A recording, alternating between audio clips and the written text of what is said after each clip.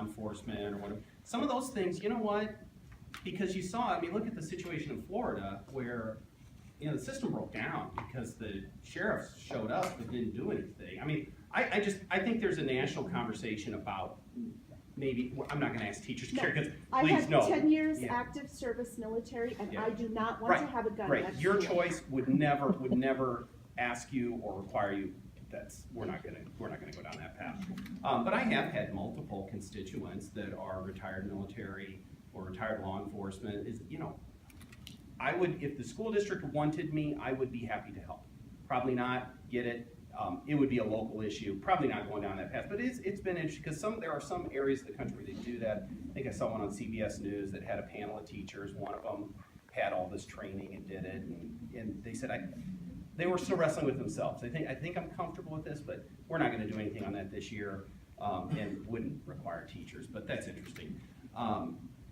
Yeah, I think we've talked about the education thing and the vouchers. The public K-12 education is, again, going to be a top priority.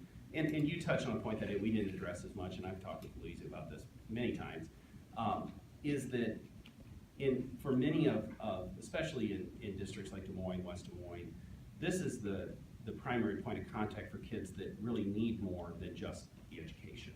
You know, what we think of as reading, writing, arithmetic. And there really isn't anything else in the system that can capture all of that. And there are other nonprofits, other things that are attached on the sides, but you're absolutely right. And I think ideally, that school is the place that we address all of these societal challenges, but yet here we are, right? Exactly. And you know, one thing that I've worked with Liz on is English language learners, and that's a piece too. Okay, we could establish a whole other structure to try and deliver that service, but really isn't school probably where we're gonna be best equipped to handle that. So yes to all of that. You know, on the educational savings account bill, I just have to say I'm not crazy about the plan that's in the Senate bill at all. And part of it is just seeing the way it works. I am someone who chooses, my wife and I send our children to a private school.